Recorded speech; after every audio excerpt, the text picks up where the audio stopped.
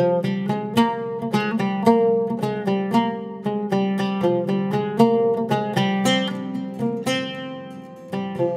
இன்னைக்கு எல்லாரோட all time ஃபேவரட்டான திருநெல்வேலி அல்வா தான் எப்படி செய்யறதுன்னு பார்க்க போகிறோம். வாயில் வச்சதும் அப்படியே கரைஞ்சி போயிடும், அவ்வளோ டேஸ்டியாக இருக்கும். இது நீங்கள் வீட்டில் தான் செஞ்சீங்கன்னு நீங்கள் சொன்னால் கூட யாருமே நம்ப மாட்டாங்க, அவ்வளோ பெர்ஃபெக்டாக இருக்கும். ஹாய் ஃப்ரெண்ட்ஸ், என் பேர் Abhi. Welcome to Indian recipes Tamil. வீடியோக்குள்ளே போகிறதுக்கு முன்னாடி நம்ம சேனல் இந்தியன் ரெசிபீஸ் தமிழை சப்ஸ்கிரைப் பண்ணிக்கோங்க, கூடவே இருக்க பெல் சிம்பலையும் கிளிக் பண்ணிக்கோங்க.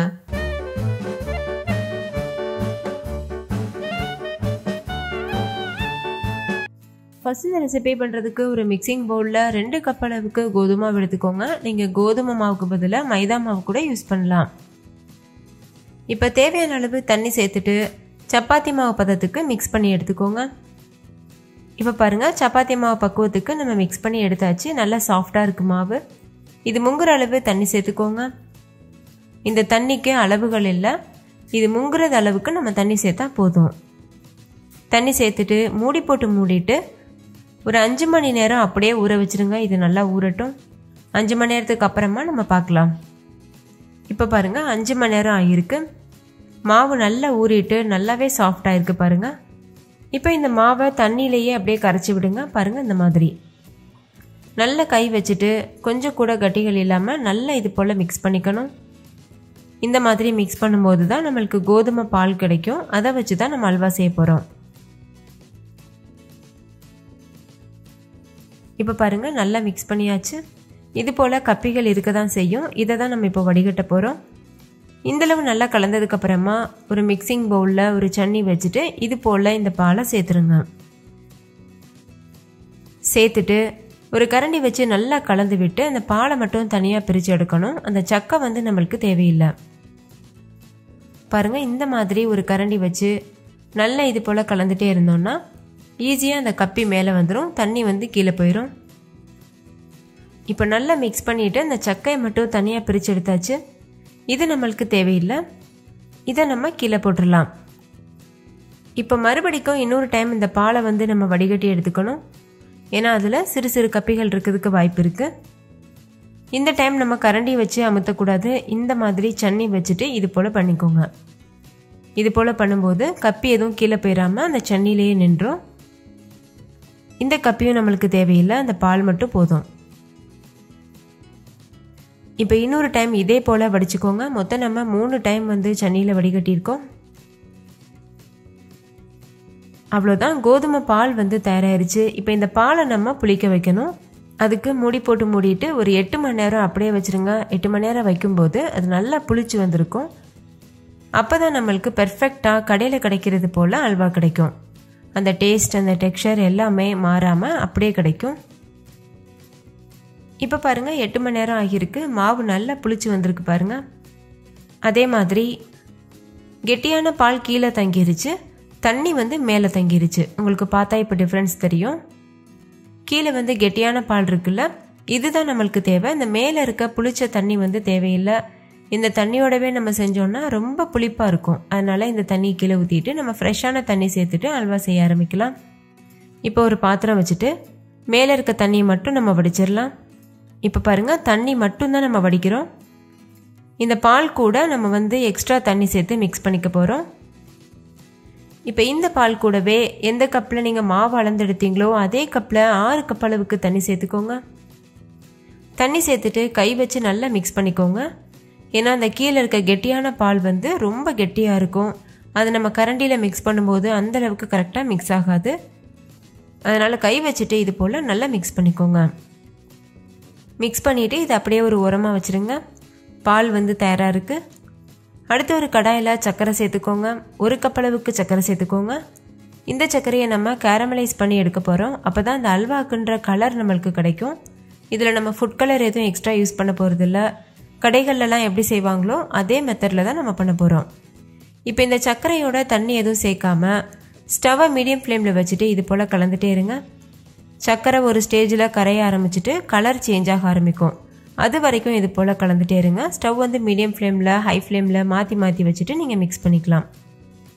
இப்போ பாருங்கள், சர்க்கரையோட கலர் சேஞ்ச் ஆக ஆரம்பிச்சிருக்கு. இது இன்னுமே நல்லா டார்க் கலர் வரட்டும். அதே சமயத்தில் இந்த சர்க்கரை வந்து ரொம்ப கரிஞ்சு போயிடக்கூடாது. அப்படி கரைஞ்சி போயிடுச்சுன்னா அல்வாவில் வந்து ஒரு கசப்பு தன்மை வரும். அதனால் ஒரு தேன் கலர் வர வரைக்கும் மட்டும் நீங்கள் இது போல் மிக்ஸ் பண்ணிகிட்டே இருங்க. இப்போ பாருங்கள், நம்ம கலந்துகிட்டே இருக்கும்போது நல்ல ஒரு டார்க் கலரில், அதாவது தேன் கலரில் மாறி இருக்கு. இந்த ஸ்டேஜில் ஸ்டவ்வை லோ ஃப்ளேமில் வச்சுருங்க. லோ ஃப்ளேமில் வச்சுட்டு நம்ம செஞ்சு வச்சுருக்க கோதுமை பால் இருக்குல்ல, அதை இது கூட சேர்த்துருங்க. பார்த்து நிதானமாக சேர்த்துக்கோங்க. ஸ்டார்டிங்கில் கொஞ்சமாக சேர்த்துட்டு அதுக்கப்புறமா இது போல் சேர்த்துக்கோங்க. இந்த மாதிரி சேர்க்கும்போது கீழே இருக்க அந்த சக்கரை வந்து கட்டிப்பட ஆரம்பிக்கும். அது ஒன்றும் ப்ராப்ளம் கிடையாது. நம்ம கலந்துகிட்டே இருக்கும்போது அந்த சக்கரை கரைஞ்சி வந்துடும். அல்வாவுக்கு ஒரு நல்ல கலர் கொடுக்கும். மீத இருக்க எல்லா பாலையும் சேர்த்துட்டு நம்ம கலக்க ஆரம்பிச்சிடலாம். ஹை ஃப்ளேமில் மீடியம் ஃப்ளேமில் மாற்றி மாற்றி வச்சுட்டு நம்ம அல்வாவோட கன்சிஸ்டன்சி பெர்ஃபெக்டாக வர வரைக்கும் கலந்துகிட்டே இருக்கணும். இப்போ பாருங்கள், அடியில் அந்த சக்கரை வந்து எந்த அளவுக்கு கட்டியாக இருக்குது. ஆனால் நம்ம கலந்துகிட்டே இருக்கும்போது அது ஈஸியாக கரைஞ்சிட்டு வந்துடும். இப்போ பாருங்கள், லேசாக கெட்டியாகிட்டு கொதிக்க ஆரம்பிச்சிருக்கு.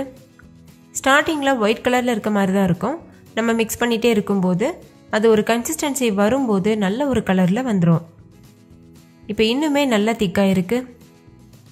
இதே போல் கலந்துகிட்டே இருங்க. கைவிடாமல் கலந்துகிட்டே இருக்கணும், இல்லைன்னா அடிப்பிடிக்கிறதுக்கு சான்ஸ் இருக்குது.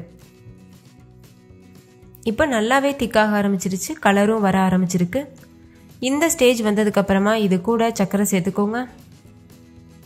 ஏற்கனவே நம்ம 1 கப் அளவுக்கு சர்க்கரை சேர்த்துருக்கோம். இந்த ஸ்டேஜில் இன்னொரு கப் அளவுக்கு சர்க்கரை சேர்த்துக்கோங்க. சேர்த்துட்டு இதையும் நல்லா மிக்ஸ் பண்ணிகிட்டே இருக்கணும். அடுத்து இப்போ நெய் சேர்க்க ஆரம்பிச்சிடலாம். மொத்தமாக இதில் 3/4 கப் அளவுக்கு நெய் சேர்க்கணும். 2 ஸ்பூன் 3 ஸ்பூன் அந்த மாதிரி இடையிடையில சேர்த்து நம்ம கலந்துகிட்டே இருக்கணும். மொத்தமாக 3/4 கப் அளவுக்கு நெய் சேர்க்கணும்.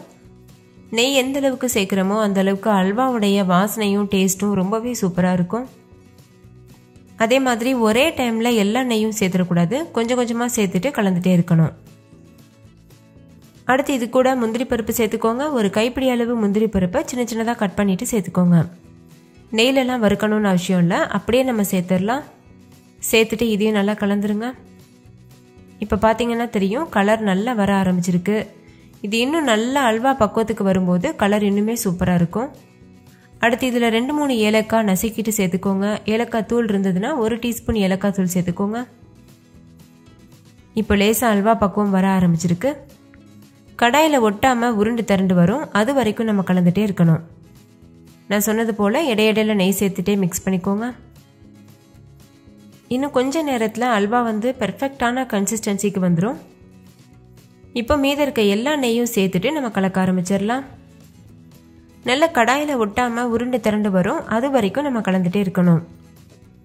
இப்போ பாருங்கள், அல்வா கன்சிஸ்டன்சி ரீச் ஆயிருச்சு.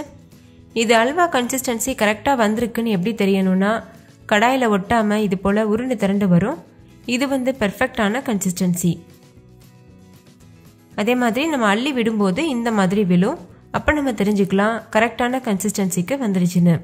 இந்த ஸ்டேஜில் ஸ்டவ் ஆஃப் பண்ணிவிட்டு நம்ம சர்வ் பண்ணிடலாம். ரொம்பவே டேஸ்டியான திருநெல்வேலி அல்வா சூப்பராக தயாராகிருச்சு. ஒரு இலையில நம்ம சர்வ் பண்ணிட்டோம்னா பார்க்குறதுக்கும் ரொம்ப அழகாக இருக்கும். ஸோ கண்டிப்பாக நீங்களும் ட்ரை பண்ணி பாருங்கள். வீட்டில் இருக்க குட்டீஸ்லேருந்து பெரியவங்க வரைக்கும் என்ஜாய் பண்ணி கேட்டு வாங்கி சாப்பிடுவாங்க. ஓகே ஃப்ரெண்ட்ஸ், இந்த திருநெல்வேலி அல்வா உங்க எல்லாருக்கும் ரொம்ப பிடிச்சிருக்கும்னு நம்புறேன். பிடிச்சிருந்தா லைக் பண்ணுங்க, உங்க ஃப்ரெண்ட்ஸ் கூடயும் ஷேர் பண்ணுங்க. நீங்களும் வீட்டில் செஞ்சு பார்த்துட்டு டேஸ்ட் எப்படி இருந்ததுன்னு கமெண்ட்ல சொல்லுங்க. Thank you, bye bye.